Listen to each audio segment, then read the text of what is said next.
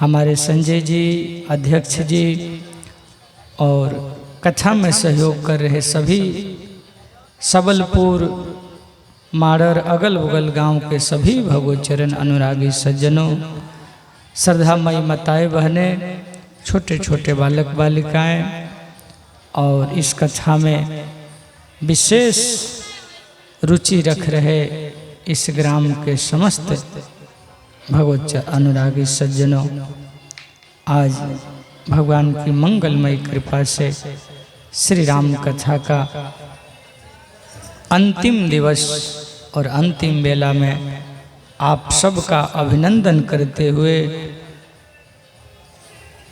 आइए हम सब वहीं चले जहां इस कथा को भूत भवन भोलेनाथ पार्वती मैया को कथा गा रहे, सुना रहे।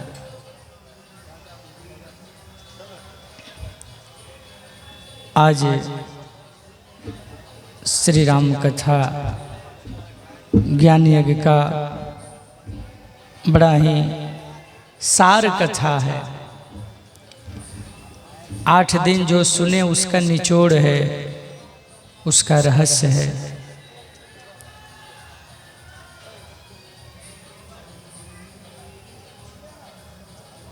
कल हम आप सबको कथा सुना रहे थे,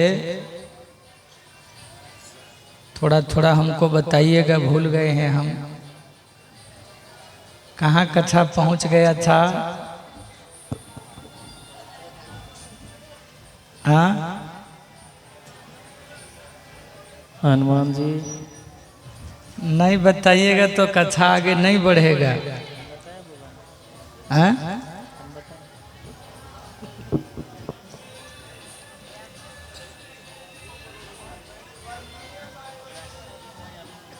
हाँ? बाबा भूली गेले तो बाबा भी भूली गेले।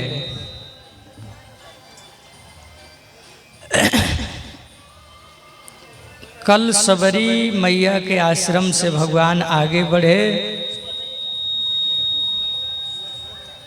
और पूज्यपाद हनुमान जी महाराज ब्राह्मण का भेष बना के आए। राम लखन से परिचय भया है और सुग्रीव जी से ले जा कर के मित्रता कराए, सुग्रीव का दुख दूर किया, बाली का मुक्ति का कारण भगवान बने, अंगद युवराज पद मिला है। सब बंदर भालू इकट्ठा हुए और अंत में सीता जी के खोज में चारों दिशाओं में बंदर गए। दक्षिण दिशा में हनुमान जी महाराज गए और 100 योजन का समुद्र पार कर करके सीता जी का पता लगा करके वापस भगवान राम के पास हनुमान जी आए। और हनुमान जी के आने के बाद संत लोग कहते हैं राम जी ने गले लगाया है और सब बंदर भालू समुद्र किनारे पहुँचे और वहीं पर राम जी ने समुद्र को समझाया कि हमको रास्ता दे दो, हमको पार जाना है।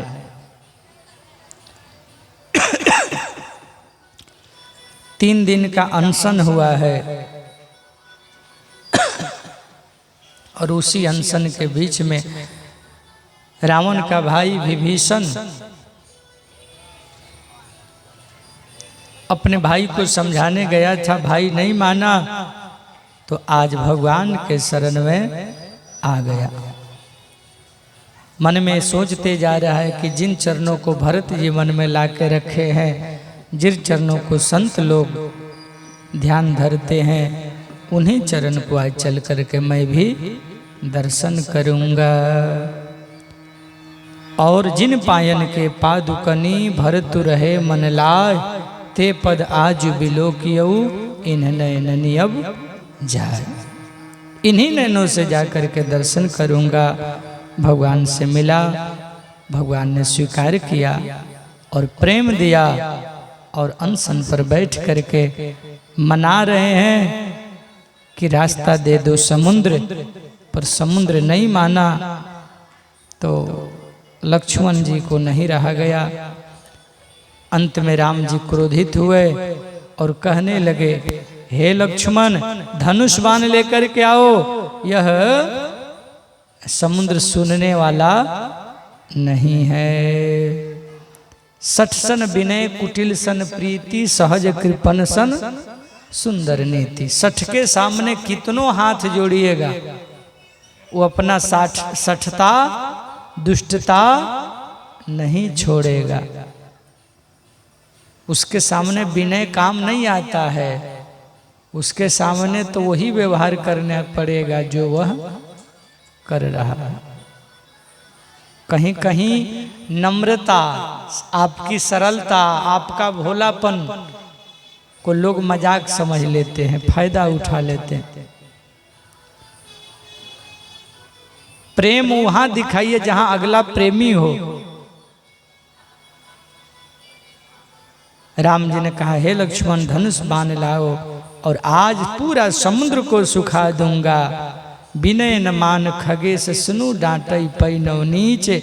जैसे ही धनुष बाण का टंकार हुआ, उसी समय समुद्र हाथ जोड़ करके भगवान के शरण में आ गया।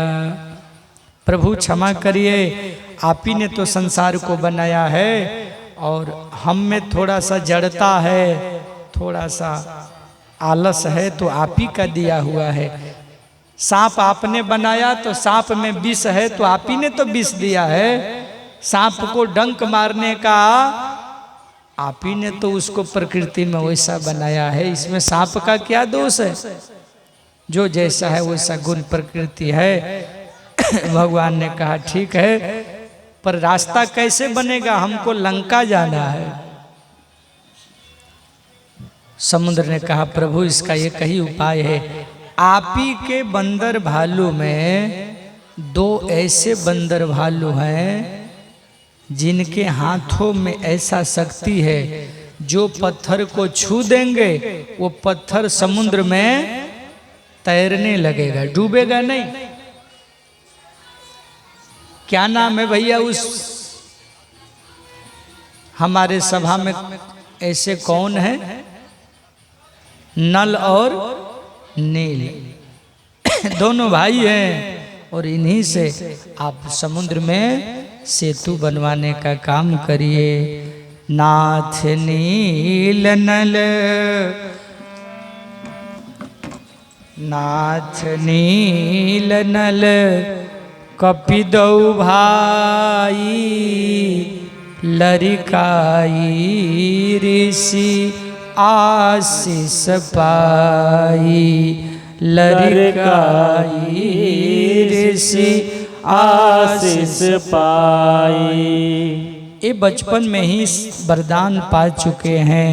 इनके ऋषि ने वरदान दिया था कि कोई भी पत्थर छुएगा तो वह डूबेगा नहीं। आदेश मिल गया। ऐसा कह करके समुद्र अपने जो है घर गया है। राम जी ने अपने सभी सेना को इकट्ठा किया है और नल नील को तैयार किया। नल नील तैयार भये हैं और गोस्वामी जी कहते हैं आज भगवान सेतु बांधने की व्यवस्था में लगे। नल नील दो इंजीनियर जो राम नाम पत्थर पर लिखते जाते हैं, दोनों पत्थर आपस में जुड़ते जाते हैं। इस तरह से समुद्र पर सेतु तैयार हो गया है। और राम जी ने क्या किया, उसी समुद्र के किनारे पहले शंकर जी का एक सुंदर सा भगवान का मंदिर बना के वहीं स्थापना किया। शिवलिंग बनाया बालू का और पूजन किया। इस रामायण में तो नहीं है वर्णन, पर अन्य रामायण में वर्णन है कि रावण को बुलाए थे पुरोहिती करने के लिए। भाई पूजा कर रहे हैं तो हमको जजमान बने हैं तो आचार्य चाहिए ना। तो आचार्य बनाने के लिए रावण को बुलाए थे राम जी, और बड़ा विधि विधान से रावण पूजा कराया था। अब पूजा जब हो गया तो चर्चा चली, बहुत सारी बातें हुई। राम जी ने कहा, हे पंडित जी, आप हमारे पुरोहित हैं, आचार्य हैं, तो आप हमको वरदान दीजिए, आप आशीष दीजिए कि हमारी सीता हमको प्राप्त हो। कंब रामायण में और विस्तार से वर्णन है। रामायण में तो तुलसी बाबा इतना संकेत किए कि राम जी कहना यह चाहते हैं कि जो शंकर से द्वेष करता है और हमको भजता है तो मेरा भक्ति नहीं चोरी करता, क्योंकि हमारे और शंकर में कोई भेद नहीं है। और मैं शंकर जी की स्थापना करके कहता हूँ, जो भी दुनिया के लोग धरती पर हैं, अगर जल ला करके रामेश्वरम में चढ़ाएंगे तो उनकी सभी मनोकामना पूर्ण होगा। ये राम जी ने अपने तरफ से लोगों को बताया। इसीलिए संतों ने कहा है रामेश्वरम। रामेश्वरम का क्या अर्थ है? रामस्य ईश्वर स रामेश्वर। जो राम का ईश्वर है वही है रामेश्वरम। लेकिन शंकर जी प्रकट होकर अर्थ बदल दिए, बोले ना, ऐसा अर्थ नहीं है। राम ही जिनका ईश्वर है वह है रामेश्वर, क्योंकि शंकर जी राम को भगवान मानते हैं और राम शंकर जी को भगवान मानते हैं। तीन नाता है, स्वामी का, सखा का और मित्र का, तीन नाता। स्वामी सखा सियपी के हित निरुपदि सब विधि तुलसी के। तो गोस्वामी जी ने कहा कि आज रामेश्वरम का स्थापना हुआ है। बोलिए रामेश्वरम भगवान की जय हो। हमारे देश के एक बहुत बड़े संत हुए हैं जिनका नाम है एकनाथ भगवान। एकनाथ महाराज ने भी एक रामायण लिखा है, जिस रामायण का नाम है भावार्थ रामायण। उस भावार्थ रामायण में वर्णन है कि रामेश्वरम भगवान को जल चढ़ाने के लिए एकनाथ जी ने 4 धाम की यात्रा किया। और हरिद्वार से ऊपर जब जाइएगा तो सबसे ऊपर है गंगोत्री, जहाँ से गंगा मैया निकलती हैं, प्रकट होती हैं पहाड़ों से। और गंगोत्री के बाद यमुनोत्री, यहाँ से यमुना प्रकट हुई है। तो जो 4 धाम जाते हैं, गंगोत्री जाते हैं, फिर यमुनोत्री जाते हैं, फिर केदारनाथ, उसके बाद बद्रीनाथ। तो ये चारों धामों में कई नदियां बहते बहते आकर के रुद्रप्रयाग में मिल जाती हैं, जहाँ अलकनंदा है, भागीरथी है, गंगोत्री है, यमुना, जाह्नवी आदि आके मिलती है। तो गंगोत्री से जल भर करके पहले पैदल लोग जाते थे। कहाँ? वहीं दक्षिण भारत रामेश्वरम। साल भर लग जाता था जाने में, पैदल साल भर लग जाता था जाने में। अरे भाई, रोज 10 किलोमीटर 20 किलोमीटर चलते थे। और वहाँ कहाँ उत्तरी छोर पर है गंगोत्री और कहाँ समुद्र के किनारे, बिल्कुल अंत में रामेश्वरम। तो 6 साल भर की यात्रा करके जब हमारे एकनाथ महाराज लगभग 5 किलोमीटर रह गया था कहाँ, रामेश्वरम पहुँचने का, तब तक एक घटना घटा। क्या घटना घटा? एक गदहा पानी बिना प्यासे मर रहा था और इनके हाथ में पानी का कमंडल, वही जल लेके गंगोत्री से जो आए थे वही जल था सज्जनों। एकनाथ बोले कि अब तो मेरे सामने देख रहे हैं कि यह जीव तड़प तड़प के पानी बिना मर जाएगा। हम साल भर से ये जल धो करके लाया हूँ गंगोत्री से, तो रामेश्वरम को चढ़ाऊं आकि यह गधा को मुंह में पानी पिलाऊं। लेकिन एकनाथ संत थे, बोले जीव पर दया करना चाहिए। रामेश्वरम भगवान से मैं प्रार्थना करूंगा, अगर सच में शंकर भगवान हैं तो मैं इस गधा के मुंह में ही डाल देता हूँ, यहीं से शंकर भगवान स्वीकार कर लेंगे। बोलिए रामेश्वरम भगवान की। और उसी गधा को पानी पिला दिए और वहीं शंकर जी प्रकट हो गए। धन्य है एक नाथ, जीव पर दया करना चाहिए, आपने जीव को दया करके बचाया है, यही सबसे बड़ा भक्ति है और यही असली हमारे दर्शन का मर्म है, संकेत है। केवल ऊपर ऊपर पूजा करते रहें और भीतर गंदगी भरा रहे, वो पूजा ठीक नहीं है।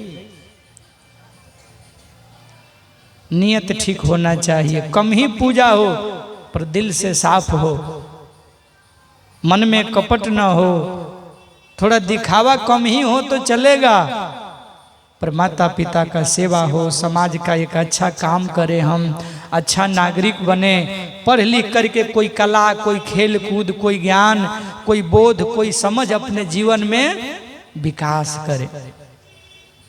आपका निजी कुछ होना चाहिए, भाई हम किस चीज में तरक्की किए, मेरे पहचान किस काम से है, आपका काम से आपका पहचान होना चाहिए। चाहे जिस क्षेत्र में भिड़िए, अपना खुद का पहचान बनाने का प्रयास करना चाहिए। और गोस्वामी जी कहते हैं, जब समुद्र के पहले राम जी ने पूजा किया, रामेश्वरम का स्थापना किया, तो भोले बाबा गदगद हो गए और इधर सब बंदर भालुओं को कह दिया कि चलो भैया अब पार हो जाओ। राम नाम की कितना महिमा है कि इस राम नाम के प्रभाव से दो पत्थर आपस में जुड़ गए।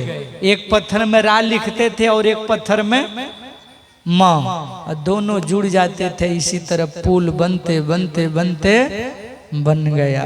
इतनी राम नाम की महिमा है, इसलिए संतों ने बड़े भाव से गाया है।